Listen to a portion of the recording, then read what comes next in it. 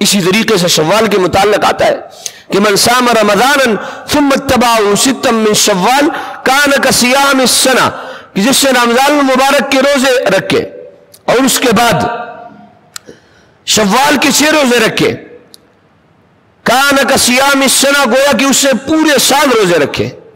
6 روزوں کو اللہ رب العزت پورے سال کے برابر قرار دیتے ہیں۔ اللہ رب العزت نے اس امت کے اجور میں، اس امت کے ثواب میں اضافہ کیا۔ وجہ، سبب، علت یہ ہے، پوائنٹ یہ ہے کہ اس امت کی عمر کم ہے، تو عمر کم ہونے کی وجہ سے اللہ رب العزت نے اس امت کی اجور میں، ثواب میں اضافہ کیا ہے۔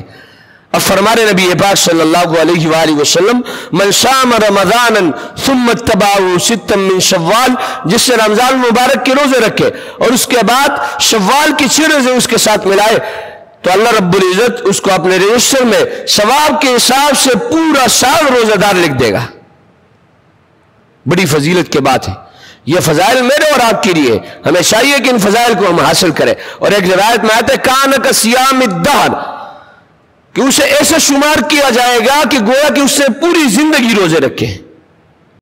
ویڈیو کے نیچے سبسکرائب کے بٹن پہ کلک کریں، بیل کے آئیکن پہ کلک کیجئے تاکہ ہر نئی ویڈیو کی نوٹیفیکیشن آپ کو مل جائے۔